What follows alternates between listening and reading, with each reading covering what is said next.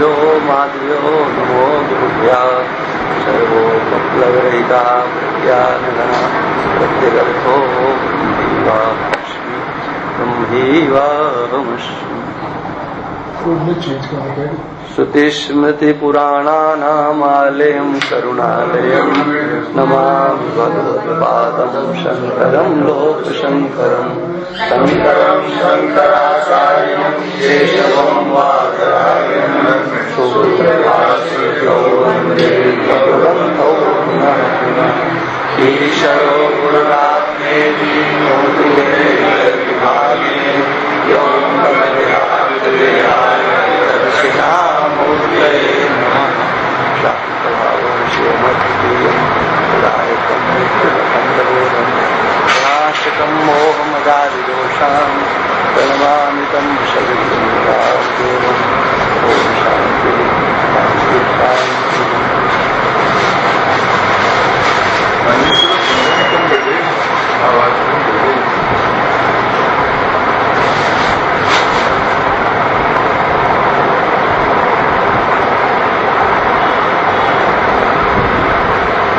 कल ये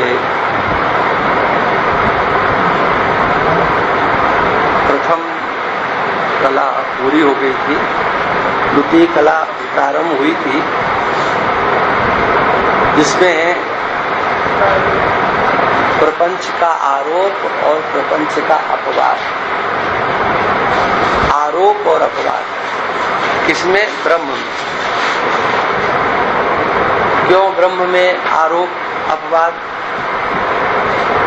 ब्रह्म सच्चिदानंद घन है, उसमें किसी दूसरे की स्थिति नहीं हो सकती, दूसरे की उसमें गति नहीं हो सकती।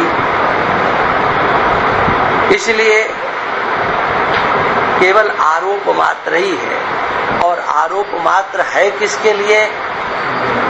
अपने त्वम पदार्थ को ब्रह्म के रूप में समझाने के लिए। प्रक्रिया को श्रुति के आधार पर यहाँ पर बताया गया है। तैत्तरीयोपनिषद का आश्रय लिया गया है। आरोप में तैत्तरीयोपनिषद का आश्रय, माने सृष्टि कहाँ से होती है? तो बोले सृष्टि ब्रह्म से होती है। ब्रह्म का क्या लक्षण? सत्यम ज्ञान अनंतम ब्रह्म। ऐसा जो ब्रह्म है उससे ये सृष्टि होती है। ये क्या है? ये आरोप है। और आरोप करके फिर अपवाद कर देना। अपवाद कर देना माने उसमें कुछ नहीं है। कैसे? तो पहले एक दृष्टांत से इस बात को समझ लिया जाए कि क्या ऐसा संभव है। संभव ऐसे है, आप लोग स्वप्न देखते हो, सबको स्वप्न आता है, तो उस स्वप्न का आश्रय कौन है भाई? आपका मन, ठीक है ना? मन है और मन के द्वारा रचा जाता है, लेकिन वास्तव में मन नहीं है। मन का भी, अंतःकरण का भी आश्रय तो कूटस्थ ही है। कूटस्थ की सत्ता मिले बिना मन कभी कहीं किंचित मात्र कोई भी कार्य करने में समर्थ नहीं हो सकता, है ना? तो कूटस्थ कहीं दिखाई नहीं पड़ता है। कूटस्थ की स्थिति का हमें ज्ञान नहीं है, भान नहीं है। लेकिन मन मोटा मोटा है, मेरे मन में ये आया, मेरे मन में ये आया, ऐसा हम लोग कहते हैं। और मन ही वहां स्वप्न की सृष्टि करता है। दूसरे दिन आप अपने मन में उसको देखो, सारे संसार को, कहीं मिलेगा क्या? ढूंढने पर भी वो नहीं दिखाई देता है। लेकिन हमको कहना पड़ता है कि नहीं, सृष्टि थी, स्वप्न की सृष्टि थी, हमने देखा था, और उस देखे हुए का कोई भी अपलाप नहीं कर सकता। अब कोई ये कह दे कि सपना झूठा होता है, झूठा होता है, अरे झूठा होता है, तुम कह रहे हो झूठा होता, उसे तो सच्चा लग रहा है।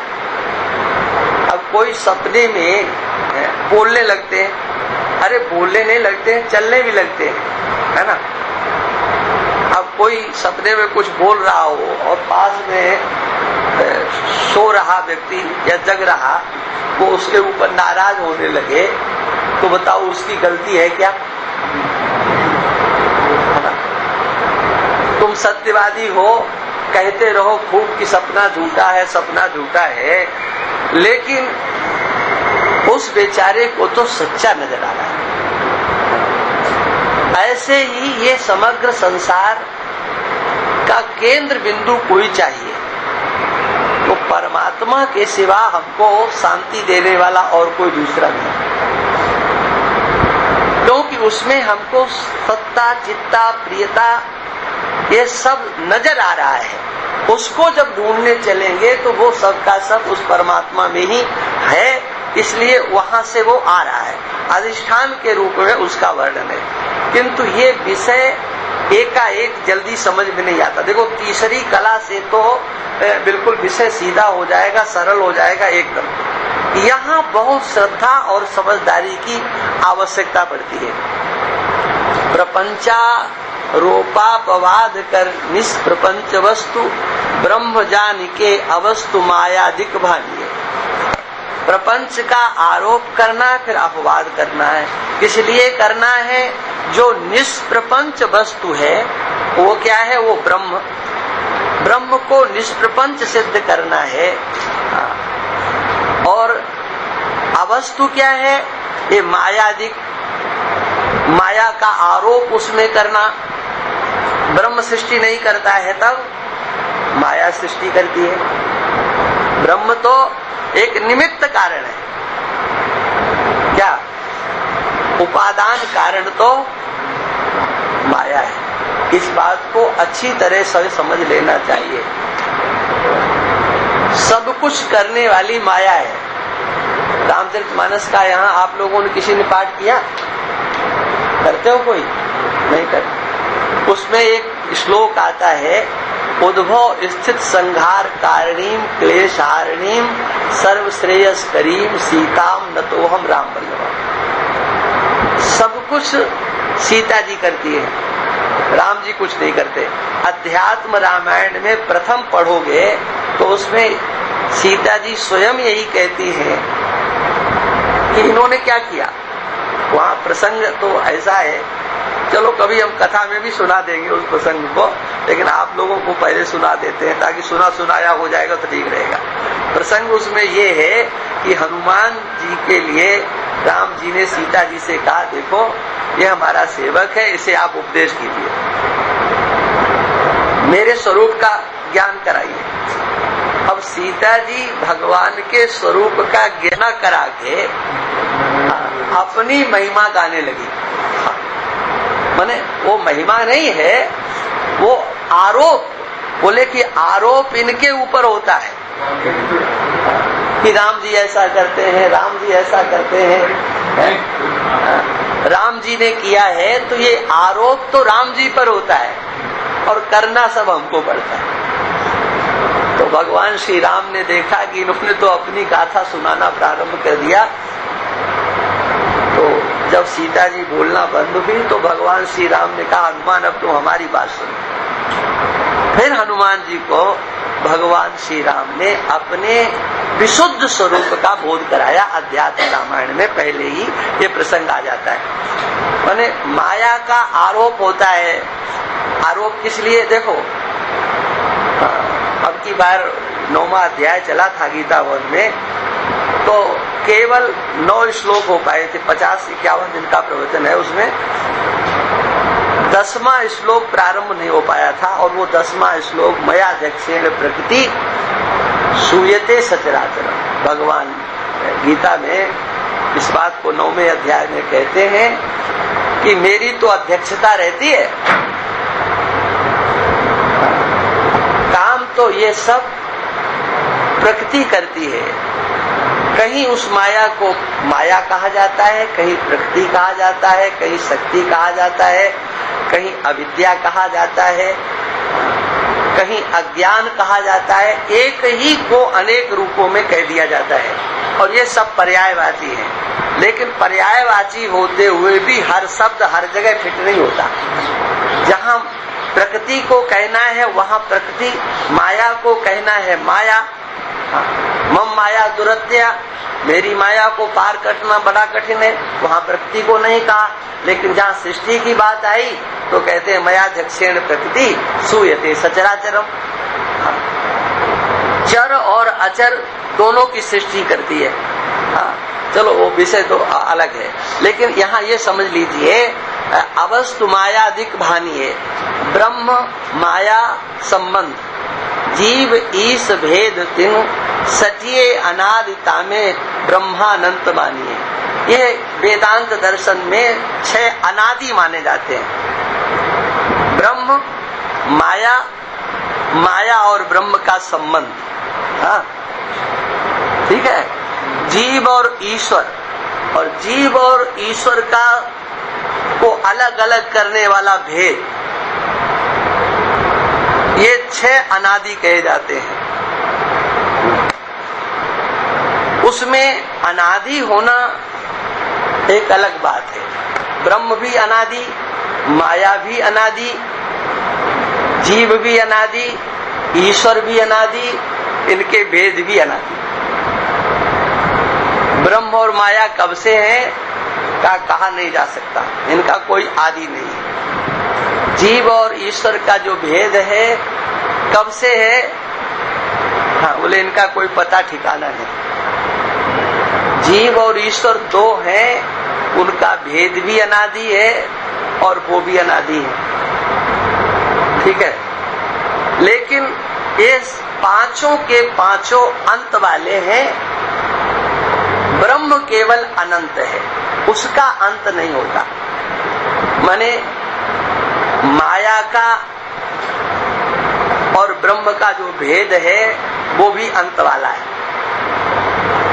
जीव और ईश्वर का जो भेद है वो भी अंत वाला है, और जीव और ईश्वर का ब्रह्म से जो भेद है वो भी अंत वाला है। इसमें से 5 तो अंत वाले हैं, लेकिन एक दिन में नहीं हो जाएंगे। ये अंत करोगे आप ही। ये अनादिकाल से चला आ रहा संसार, इसके 6 भेद ये अनादिकाल से चले आ रहे हैं, लेकिन शांत है। अनादि होते हुए भी शांत है। अनादि शांत, शांत का अर्थ अंत के सहित वाले। शांत माने अंत के सहित, जिनका अंत होने वाला है।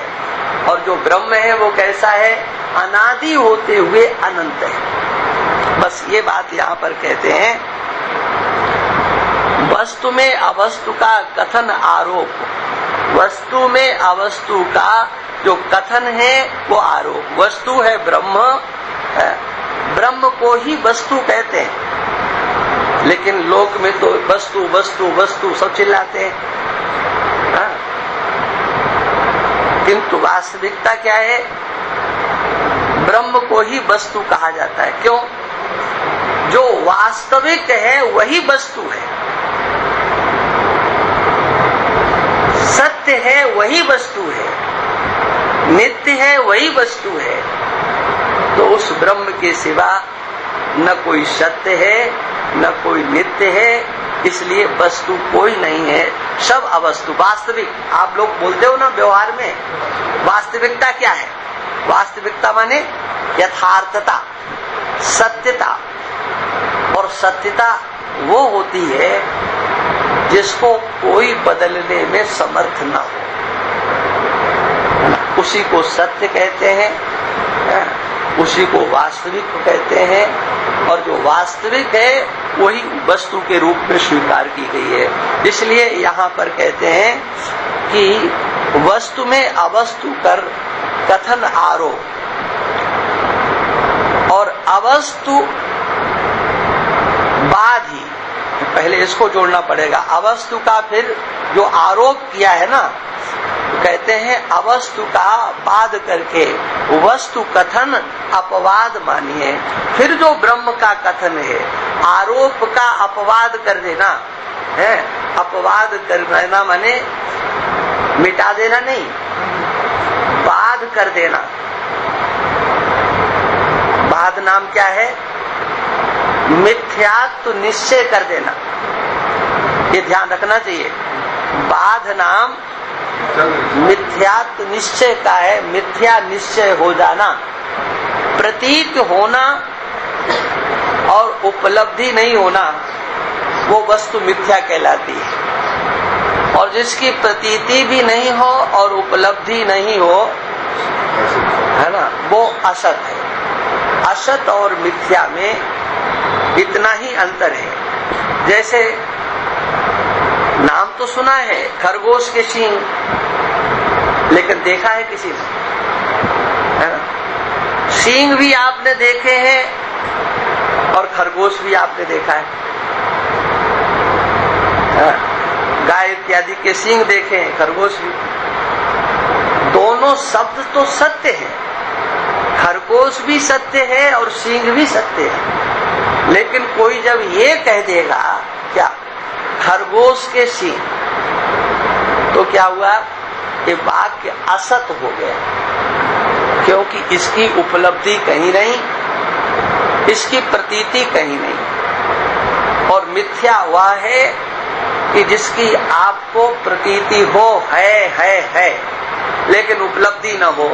जैसे मरुस्थल में जल, है ना। बहुत उदाहरण। आकाश में नीलिमा, आकाश नीला प्रतीत हो रहा है कि नहीं? लेकिन आज तक किसी का कपड़ा नीला हुआ हो, रंगा हो, कहीं से भी प्रतीति है, लेकिन प्राप्ति नहीं है। ऐसे अनेक दृष्टांत हैं कि जहां आपको प्रतीति हो क्या कि यहाँ ऐसा है, कि ऐसे ये संसार है, प्रतीति है लेकिन प्राप्ति कुछ नहीं। जैसे आकाश में नीलिमा, जितने आप दूर दृष्टि डालोगे उतना ही आकाश ज्यादा नीला दिखेगा। अपने आसपास देखो, दिखेगा, है ना। अपने आसपास आप दृष्टि डालो, कहीं नीलिमा नजर नहीं आएगी। लेकिन आप खेत में चले जाओ, आप छत पर खड़े हो जाओ, तो जैसी जितनी दूर दृष्टि जाएगी उतना ही आकाश नीला दिखेगा। और ये संसार भी ऐसे ही है। क्या कहते? टेलीविजन को दूर से बैठ के देखो, कहते नहीं? पहले सिनेमा हॉल में यही तो होता था, अभी होता होगा कि ये फर्स्ट क्लास, ये और उसके ऊपर जो जितना दूर से बैठ के देखा है। क्यों भाई? बोले दूर से बैठ करके अच्छा नजर आता है, समझे? ये संसार भी दूर से ही बैठ करके देखने में अच्छा आता है। अगर इसके पास चले जाओगे ना, कुछ मिलने वाला नहीं है। भगवान कृष्ण का वचन है, हाँ, न रूपमस्येह तथोपलभ्यते। जैसा इसका रूप देखा जाता, जैसा सुना जाता है, उपलब्धि नहीं है। हाँ, एक बार केशव राम जी ने कहा कि आप ये मिथ्या मिथ्या करके गीता में तो कहा है। मैंने कहा यही लिखा, देख लो, 15वें अध्याय शुरू था हमारा। हमने कहा यही लिखा है, न रूपमस्येह तथोपलभ्यते, दिखाई पड़ रहा है लेकिन यहाँ पर उपलब्धि नहीं है। इस संसार की यहाँ उपलब्धि नहीं है। रूप तो है लेकिन रूप की उपलब्धि नहीं है। जैसा दिखाई पड़ता है वैसा ये नहीं है, है? तो यहाँ पर ये बात कहते हैं, ये अपवाद है। वस्तु का कथन, शुद्ध वस्तु का निरूपण कर देना। कैसे? कहते गुरु के प्रसाद से यह युक्ति जान पीताम्बर, तज तम कारज आरज निज जानिए। ये सब किसके लिए है? तो कहते अपने आप को समझने के लिए निज जानिए। हे आर्य, आरज का अर्थ है आर्य, है? हे आर्य, अपने को समझना है। कैसे? तज तम, तम कहते हैं अज्ञान को, और कारज माने कार्य। अज्ञान और अज्ञान, अज्ञान माने माया, प्रकृति, कुछ भी कहो, इसको छोड़ करके और युक्ति से, श्रुति का संबल तो श्रद्धा प्रदान करने वाला है।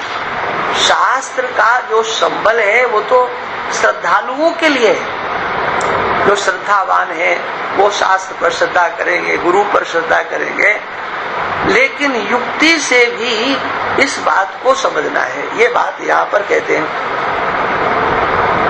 अब देखो, हमने सब अर्थ तो कर ही दिया है, इसको दोबारा पढ़ने की जरूरत है क्या? है? नहीं पढ़ने की जरूरत है, क्योंकि मैंने सब अर्थ कर दिया है, पूरा पूरा जो लिखा हुआ है। अब बचबाओ तो बांस देते हैं। देखो, शुद्ध ब्रह्म, माया, माया व ब्रह्म का संबंध, जीव, ईश्वर, इनका परस्पर भेद, ये 6 अनादि है। इनमें, इन 6 वस्तुओं में ब्रह्म को अनंत मान लो। अधिष्ठान में अध्यस्त का कथन आरोप जानो।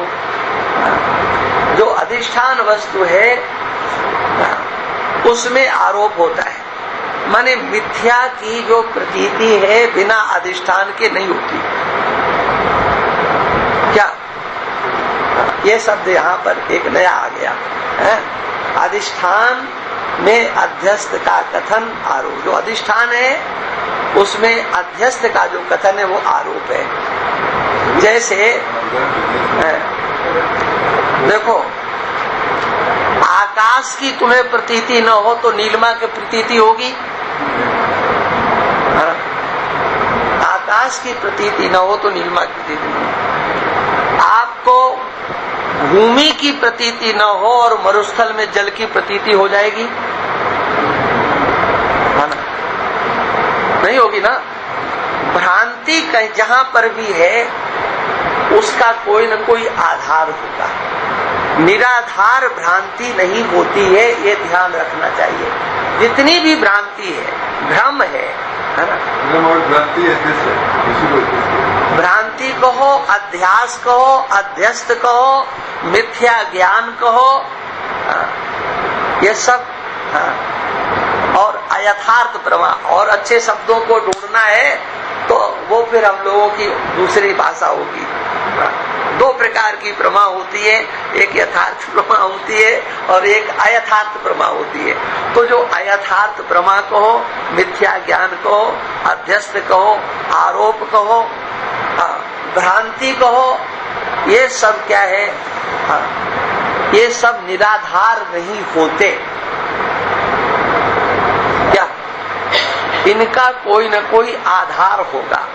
तो भ्रांति को हटा देने पर, जब भ्रांति की निवृत्ति होती है तो आधार शेष बचता है। जैसे रस्सी में आपको सर्प की भ्रांति हुई और उपायों के द्वारा, साधनों के द्वारा, प्रकाश के दंडे इत्यादि के साधन से आपने ये समझ लिया क्या कि सर्प झूठा। कुछ रहा कि नहीं रहा?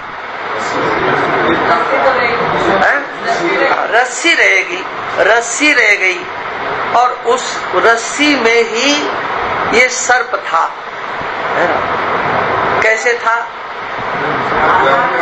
भ्रांति से था, उसमें प्रवेश नहीं किया था, तीनों काल में नहीं था। हाँ। और वो कहीं निकल के गया ही नहीं है, वो आपकी बुद्धि में था, आपकी बुद्धि से निकल गया नहीं, बुद्धि में था। इसी प्रकार से जो सच्चिदानंद स्वरूप ब्रह्म है वो इस समग्र संसार का अधिष्ठान है। लेकिन आज अभी ये समझ में नहीं आएगी कि वो अधिष्ठान शेष बचेगा तो पता नहीं कब बचेगा, ये हटे तब ना बचेगा, है ना? इसका आरोप जो हुआ है उसने आच्छादित किया है ना? देखो, मरुस्थल में जल की प्रतीति होती है ना? आपने एक बार उसे समझ लिया कि यहाँ जल नहीं है, ठीक है, तो क्या प्रतीति मिट जाएगी? दिखता रहेगा ना, निश्चय हो गया। लेकिन निश्चय हो गया ना। ऐसे ही स्व अधिष्ठान का, आत्म स्वरूप का, ब्रह्म स्वरूप का ज्ञान होने पर ये संसार कहीं भाग नहीं जाता है। लोगों को एक भ्रांति है क्या कि कहीं अगर इसके चक्कर में आ गए तो कुछ हो न जाए। एक सच्ची घटना है, नाम इत्यादि लेने की आवश्यकता नहीं है। एक जगह में एक व्यक्ति के पास में गया, बहुत समस्या थी उसके सामने। अब मैंने उसको ये सब बातें कही तो उसने कहा कि महाराज ये सब चक्कर में ठीक लगती हैं आपकी बातें, तो इसी में शांति लगती है, लेकिन हमें व्यवहार भी तो करना है। व्यवहार कैसे छोड़ें? माने सबसे पहले इस दर्शन को समझने के लिए लोग इसलिए नहीं आते कि कहीं व्यवहार न छूट जाए। मतलब व्यवहार को आप इतना मुख्य समझे हुए हैं कि भगवान छूटे तो छूट जाए, हम नरक में जाए तो चले जाएं, लेकिन व्यवहार नहीं छूटना है ना। इतना हम लोग जो है इसके प्रति संलग्न है। एक व्यक्ति ने मेरे से इस चर्चा यही स्वाध्याय की हो रही थी, कहा महाराज आप कहते हो ये सब ठीक है, ऐसा करें, और कर भी लिया, तो बताओ फिर बाद में अगर हमें ज्ञान हो गया तो इसका क्या होगा जो हमने खड़ा किया है सब, है ना। लगता लोगों को डर लगता है हाँ कि कहीं छूट ना जाए, छूट ना जाए, और पकड़ के रख नहीं सकते हो। क्यों छूटेगा कि नहीं छूटेगा? पकड़ के रख नहीं सकते हो। जिसको पकड़ोगे वो छूटा छुटाया रखा है। हाँ, उसकी तिथि निश्चित है, समय निश्चित है, वो छूट जाएगा। हाँ, या तो वो छूट जाएगा या तो वो तुम्हें छोड़ देगा या तुम उसे छोड़ दोगे, क्योंकि यहाँ नियत तो कुछ है ही नहीं। एक ब्रह्म तत्व के सिवा नियत कुछ भी नहीं है। तब होना क्या है? होना इतना ही है। ये अगर समझ में आ जाएगा तो जो आरोपित है, मिथ्या है, वो कहीं चला नहीं जाएगा। जैसे मरुस्थल में जल प्रतीत होता है, कहीं दिखना बंद नहीं होगा। आकाश में आपने समझ लिया कि नीलिमा नहीं है, हाँ, लेकिन क्या आपकी आंखें नीला देखना बंद कर देंगी? जो वस्तु जहां जैसे दिख रही है, वेदांत दर्शन उसको न घटाता है न बढ़ाता है, इससे कुछ होगा भी नहीं। तब जो सत्य है उसका ज्ञान करा देता है। ये जो वेदांत दर्शन है, ये ज्ञान मार्ग है, ये केवल अज्ञान का विरोधी है। तुम्हारे दुकान मुकान, बेटा बेटी, पैसा इत्यादि, इससे इसका कोई लेना ही देना नहीं है, कोई लेना देना नहीं है। ये तो केवल अज्ञान का विरोधी है बस। और ये अज्ञान जब हट जाता है तो जो अधिष्ठान है वो शेष बचता है। अज्ञान से जो आरोपित होता है ना, वो जब निवृत्त होता है तो अधिष्ठान रूप वो सबका सब अधिष्ठान रूप हो जाता है। ये बात जो यहाँ कही गई ना, हाँ, अधिष्ठान में अध्यस्त का कथन करना आरोप जानो, माने अध्यस्त का कथन करना आरोप। और अध्यस्त की निवृत्ति जो होती वो क्या होती है? वो अधिष्ठान रूप होती है। अध्यस्त की जो निवृत्ति है, इस बात को अगर समझ लिया तो समझ लो तुमने बहुत कुछ समझ लिया। अध्यस्त की निवृत्ति अधिष्ठान रूप होती है। हाँ, इसी को विवर्तवाद बोलते हैं। अध्यस्त की निवृत्ति अधिष्ठान रूप होती है, इसको रट लो। अध्यस्त अधिष्ठान रूप ही होता है?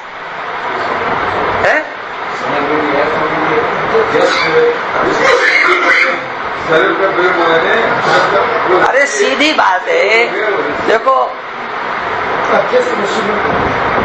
नीलिमा है ना, आपको प्रतीत हो रही है लेकिन है नहीं। क्या है वहां? आकाश है। तो अध्यस्त नीलिमा आकाश रूप ही सिद्ध होती है। वो नीलापन मिथ्या हो जाएगा, प्रतीत होते हुए भी वो नीलिमा आकाश रूप ही सिद्ध हो जाएगी। सीपी है? सीपी में आपको चांदी की प्रतीति हो रही है। ये सब विषय आगे आने वाला है, आप लोग मेहनत हमसे करा ही रहे हो, ये सब विषय यहाँ आगे आने वाला है। सीपी में चांदी की प्रतीति होती है और आपने उसको हाथ में उठा करके देखा तो वो चांदी कहाँ चली गई? वो सीपी रूप हो गई। आपको रस्सी में सर्प प्रतीत हुआ, ठीक है, और सर्प की भ्रांति मिट गई तो क्या बचा?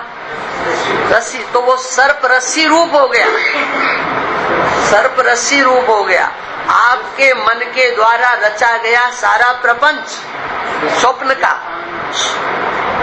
केवल मन शेष रहता है, अधिष्ठान आपका मन होता है, वो सब का सब अधिष्ठान रूप ही हो जाता है। इसी प्रकार से ये समग्र ब्रह्म, ये सृष्टि ब्रह्म है ना, हमको सारी सृष्टि ब्रह्म बनाने में देर नहीं लगती है, अधिष्ठान रूप करने में कोई विलंब नहीं लगता, सारी सृष्टि ब्रह्म रूप हो जाती है। हाँ, जैसे सर्प रस्सी रूप हो जाता है ना? रस्सी का ज्ञान होने पर सर्प रस्सी रूप हो जाता है, ऐसे ही ब्रह्म का ज्ञान होने पर ये प्रतीत होने वाली सारी सृष्टि ब्रह्म रूप हो जाती है। समझे?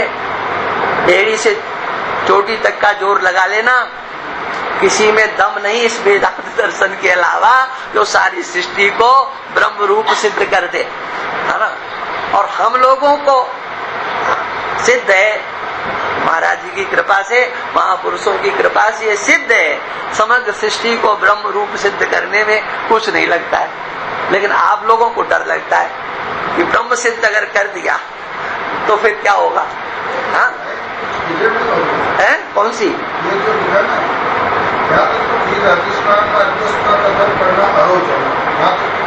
हाँ,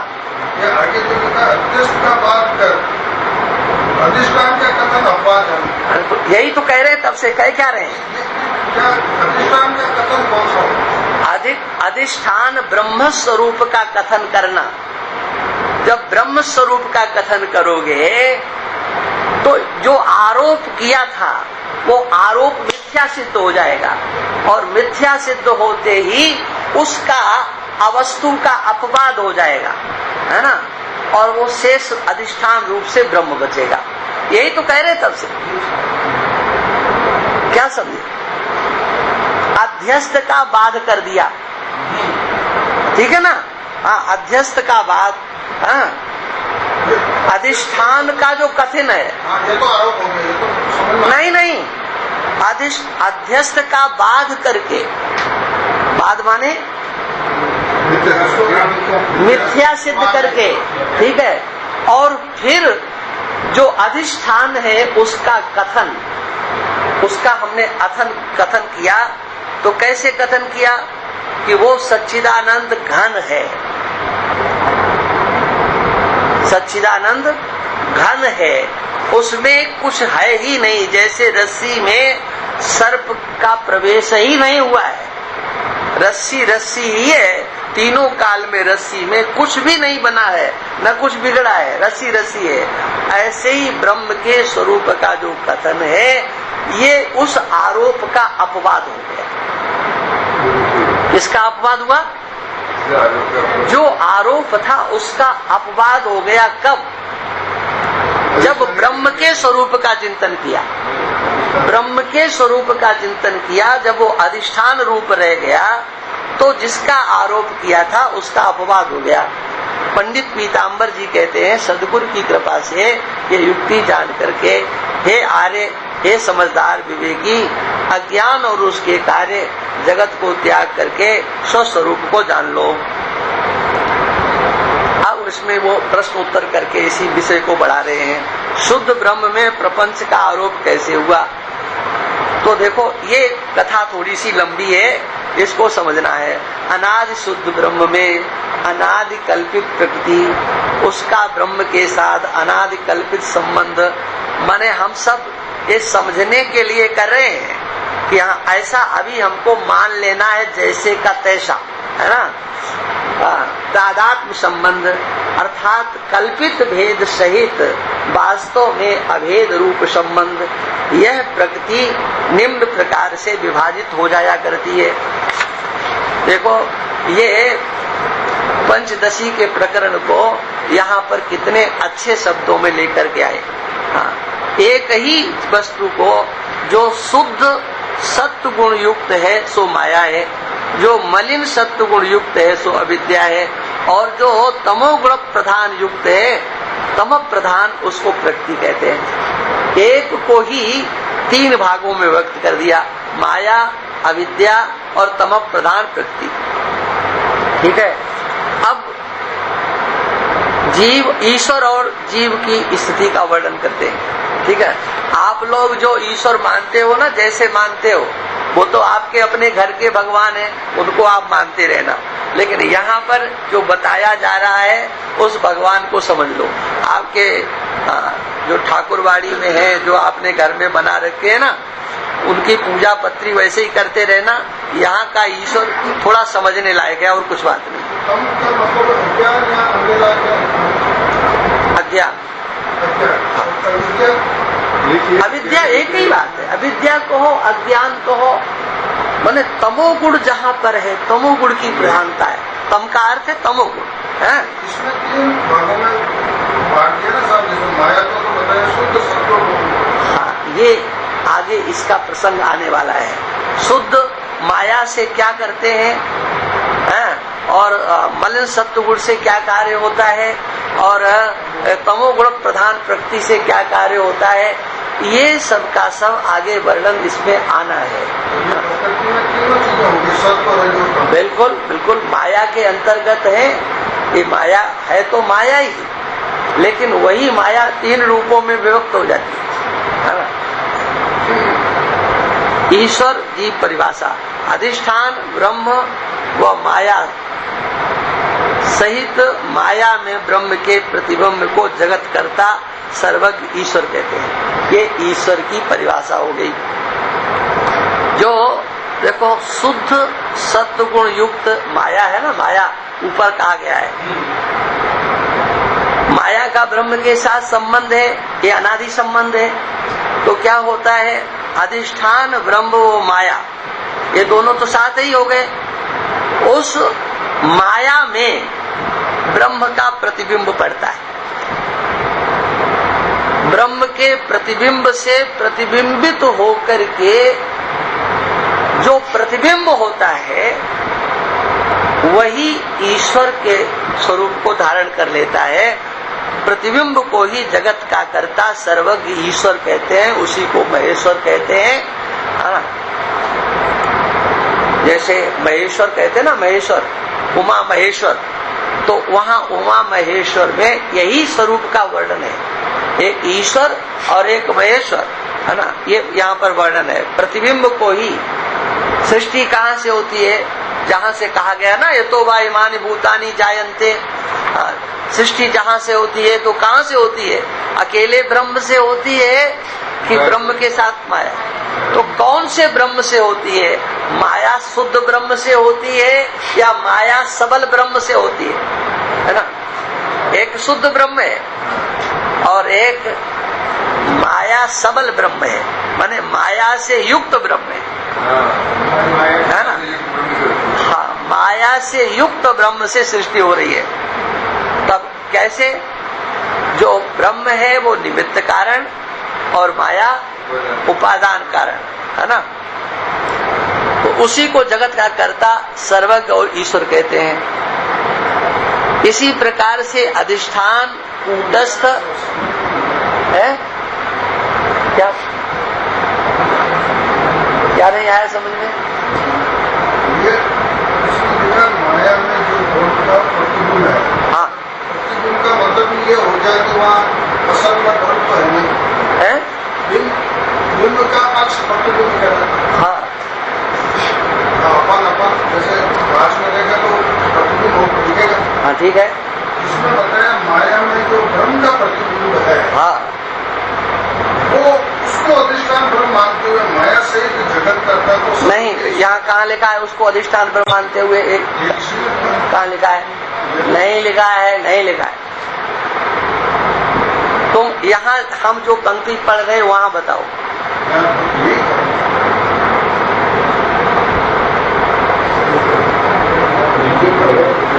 अरे भाई सीधी सीधी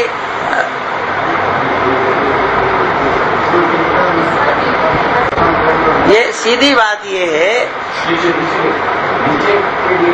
और नीचे हम नीचे की बातें नहीं कर रहे, हम टिप्पणी को आपको पढ़ा ही नहीं रहे। टिप्पणी को हम कहाँ पढ़ा रहे हैं, है ना?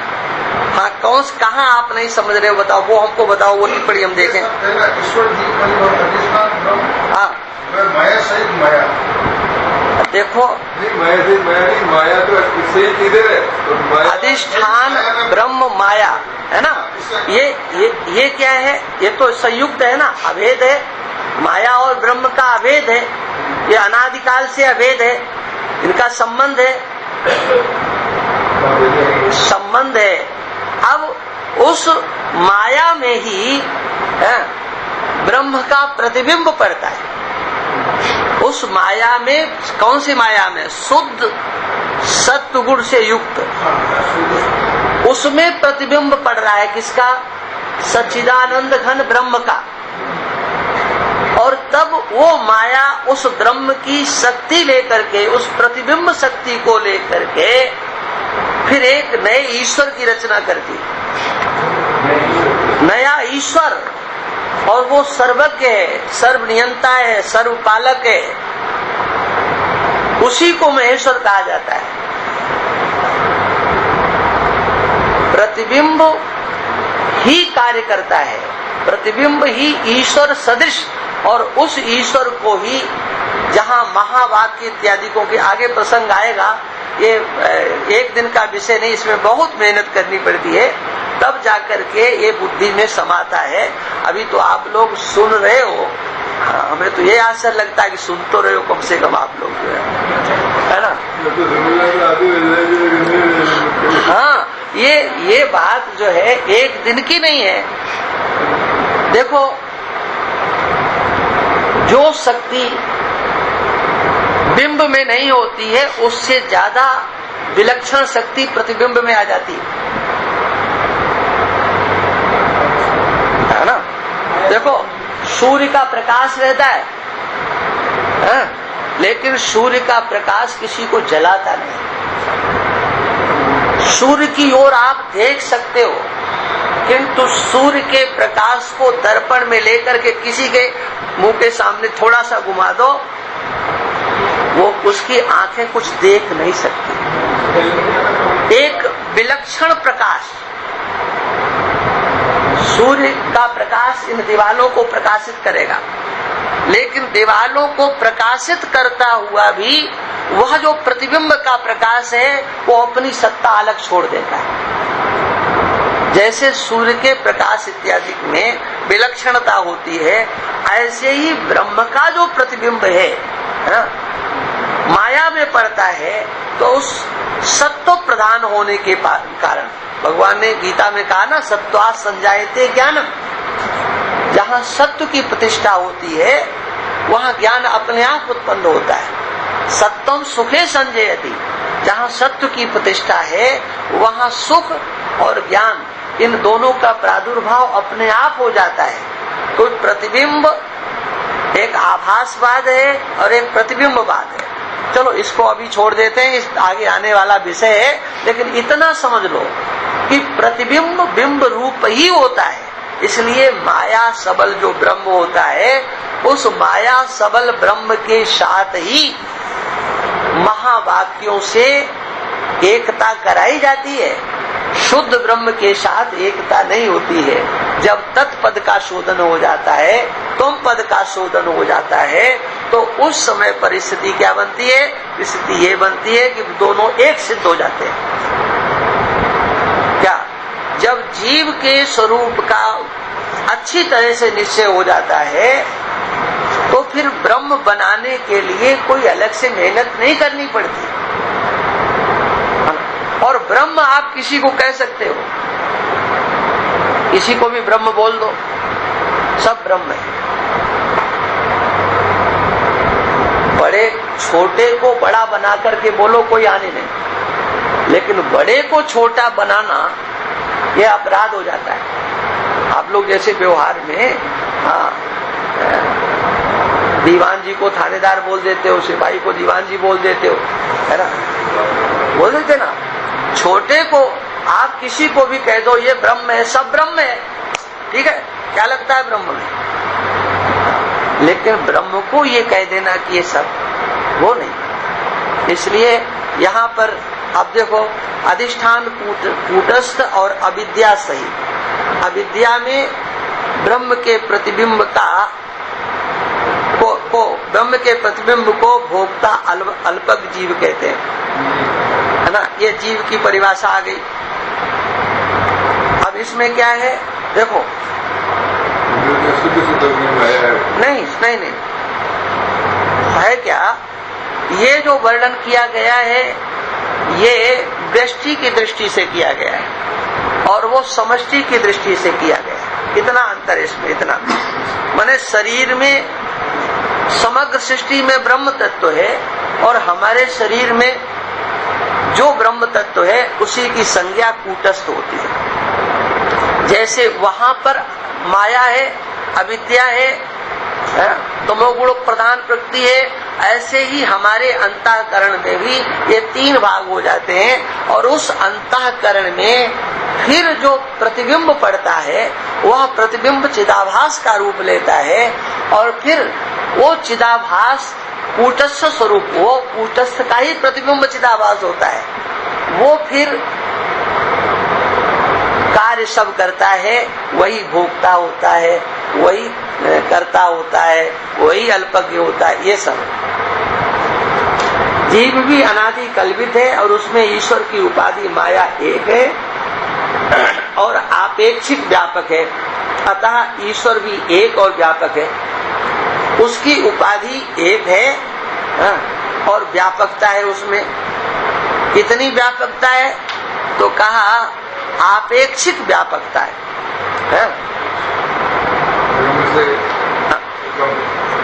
माना ब्रह्म जितना बड़ा ब्रह्म है उतनी बड़ी माया नहीं है। इसका अगर आप लोगों को विस्तार देखना हो तो 109 श्लोकों में पंचदशी में इसका विस्तार किया गया है, द्वितीय प्रकरण में। माया कितनी है तो उसका एक क्रम बताया गया कि ब्रह्म के एक देश में, ब्रह्म के एक देश में माया है, संपूर्ण ब्रह्म में माया नहीं है। शरीर में स्थिर होता है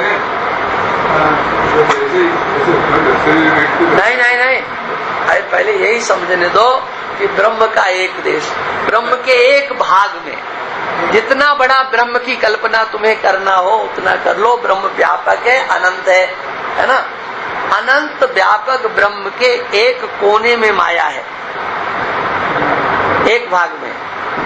अथवा बहुनैतेन किम ज्ञातेन तवार्जुन, क्या जान करके ज्यादा करोगे। एक अंश में भगवान कृष्ण कहते हैं ये सारी सृष्टि मेरे एक अंश में। अब उस अंश को और समझना हो तो एक अंश में माया, ठीक है ना, और माया के फिर एक अंश से आकाश की उत्पत्ति हुई।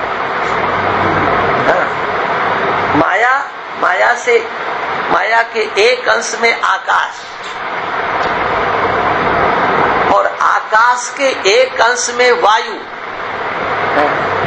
और वायु के एक अंश में तेज, तेज के एक अंश में, ऐसे समझ लो उसको 10वां हिस्सा मान लो, अंत में उसको 10वें हिस्से पर लेकर के आए। जितनी बड़ी माया है उसके 10वें हिस्से में आकाश है, आकाश के 10वें हिस्से में वायु है, वायु के 10वें हिस्से में तेज है, तेज के 10वें हिस्से में जल है, जल के 10वें हिस्से में पृथ्वी है और इस पृथ्वी के 10वें हिस्से में 14 लोक हैं। ये ध्यान रखना, हाँ, जो आप लोग इतना ही समझ के रह जाते हो ना, पृथ्वी पृथ्वी पृथ्वी, ये 14 लोक पृथ्वी के 10वें हिस्से में। आप कहाँ हो, आपका मकान कहाँ है ना? माने उसमें ब्रह्मांड आ गया, एक ब्रह्मांडावरण है। ब्रह्मांड के अंतर्गत 14 लोक हैं, 7 नीचे 6 ऊपर, हम लोग मध्य में है। लेकिन दाएं बाएं चाहे जिधर जाओ, इन सप्ताह वर्णों का भेदन करेंगे तो हम सबसे पहले ब्रह्मांड का भेदन करेंगे। एक अंडाकार समझ लीजिए, जैसे अंडा होता ना, ऐसे ही अंडे को आप मध्य में रखें तो समझ लो कि उसके ऊपर और नीचे जो कुछ है ना, उस सब को आवृत करके रखा हुआ है किसने? उसके ऊपर मोटे वाले छिलके ने। वो उस अंडे का ही आवरण है। इस ब्रह्मांड शब्द है ना, ब्रह्म अंड है ना, अंडाकृति उसको आवृत करके रखा है। अब फिर उसके बाद में एक तो उस अंडे की आकृति का आवरण खुद उसका ही अपना आवरण हो गया। किसका? जैसे अंडे में जो अंदर जो कुछ भी होता है उसके ऊपर एक आवरण अंडे का ही होता है, किसी दूसरे का नहीं होता। ठीक है ना? ये ब्रह्मांडावरण हो गया। ये ब्रह्मांडावरण कहाँ है? हाँ, पृथ्वी के एक कोने में है 14 लोक, माने मध्य में, भूमि मध्य कहा, पृथ्वी के मध्य में ये 14 लोक है। तो माने फिर पृथ्वी का आवरण, उससे 10 गुना पृथ्वी, उससे 10 गुना फिर जल। हम लोग तो कुछ इसका चिंतन नहीं करते, जब चिंतन करेंगे तो पता लगेगा ये क्या है कि ब्रह्म अनंत है कह देते हैं, तो वो अनंत कैसे है? ये तो जब हम इस प्रक्रिया को समझेंगे, चिंतन करेंगे तो लगेगा कि कुछ हम लोगों ने अभी पढ़ा ही नहीं है, कुछ सोचा ही नहीं है, समझा ही नहीं है। हम सोचते हैं कि अरे वो उसका रॉकेट वहां चला गया, वो वैज्ञानिक वहां चला गया। कहाँ गया? कहीं नहीं गया। ये अभी ब्रह्मांड के प्रथम आवरण को भी नहीं छू पाए लोग, है ना? उसके बाद फिर आवरण है। इन आवरणों को यहाँ पर बताया जा रहा है।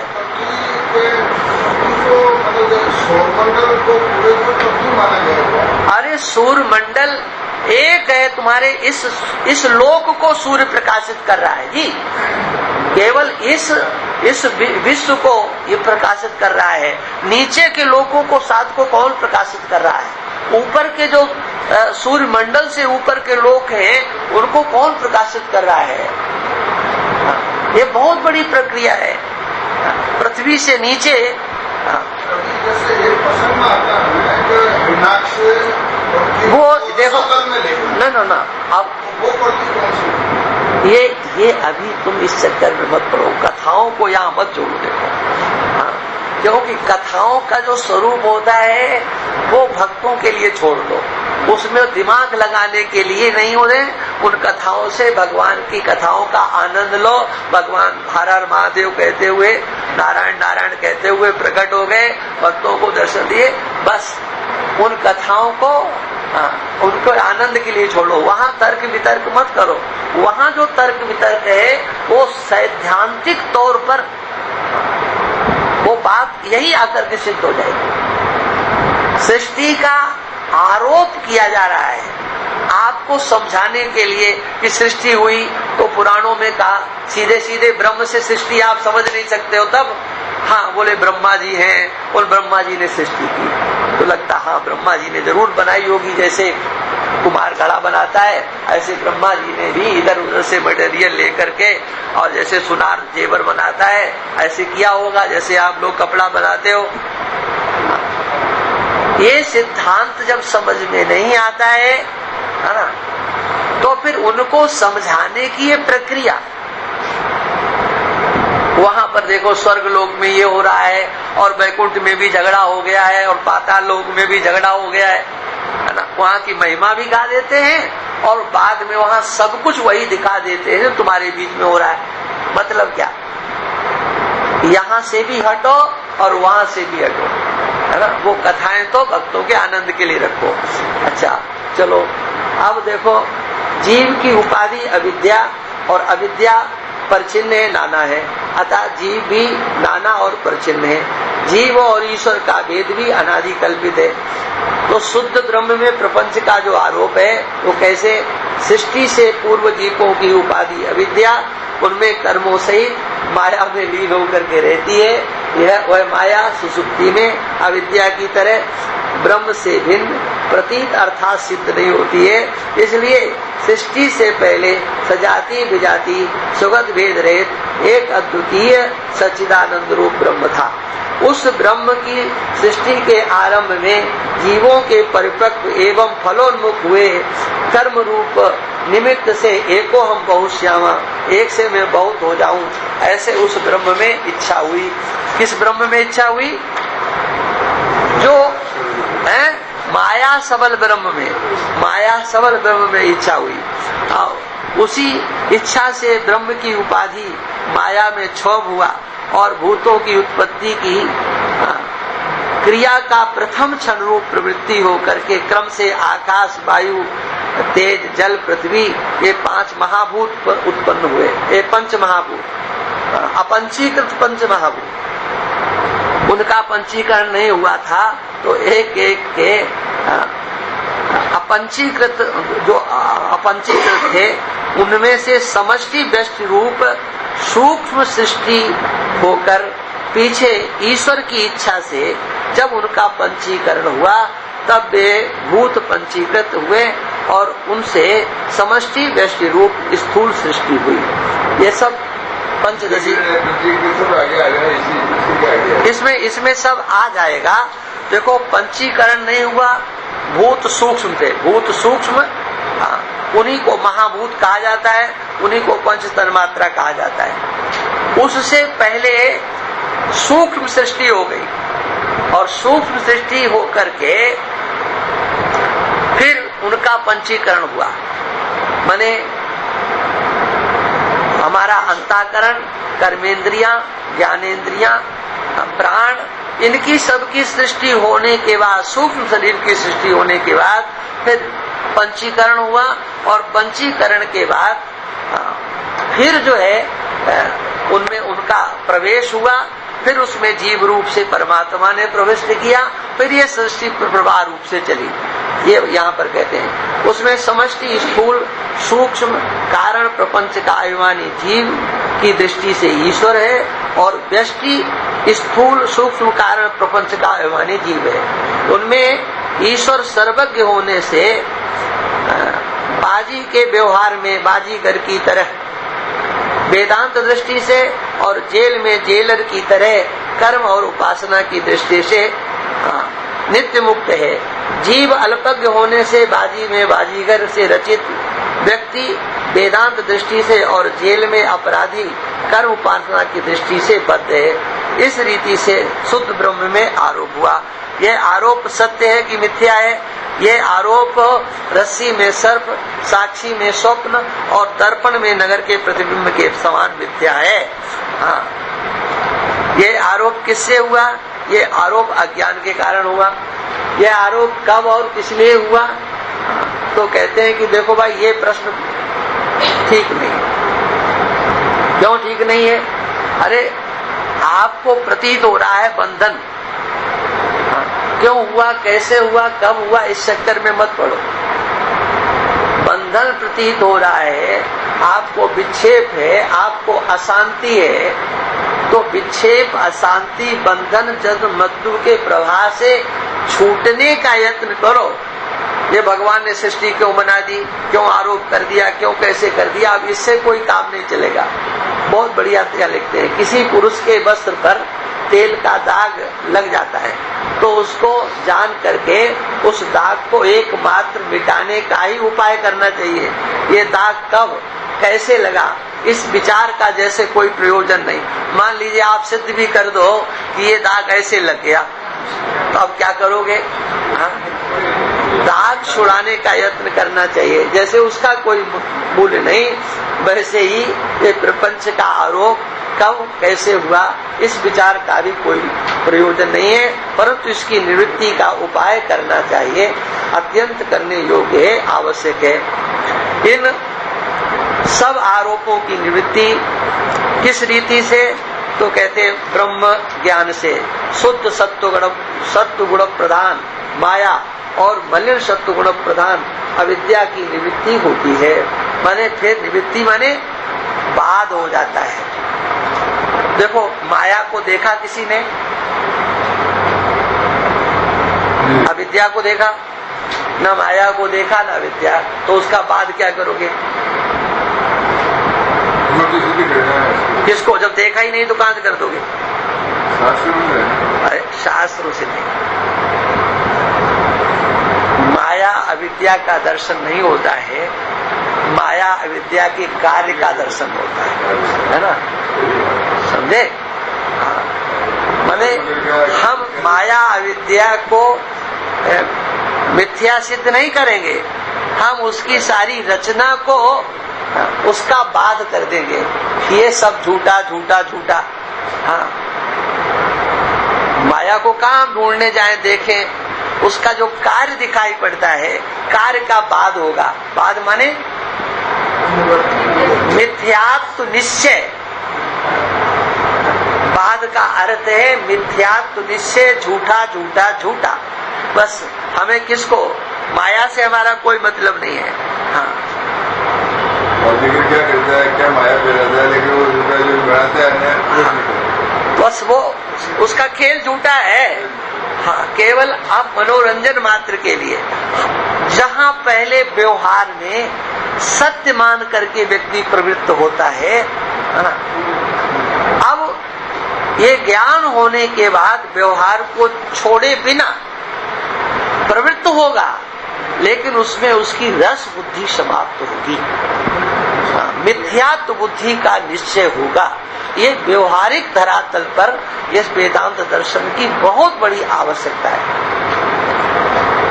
तो इन दोनों की निवृत्ति से कार्य सहित है ना, समष्टि व्यष्टि तमा प्रधान प्रकृति की निवृत्ति होगी। निवृत्ति माने बाद होगा, ये समझ लेना, ठीक है ना? उस समष्टि व्यष्टि तमा प्रधान प्रकृति की निवृत्ति से प्रकृति और ब्रह्म के संबंध की निवृत्ति हो जाएगी, इसका ही बात हो जाएगा। उस प्रकृति और ब्रह्म के संबंध की निवृत्ति से जीव भाव और ईश्वर भाव की निवृत्ति हो जाएगी।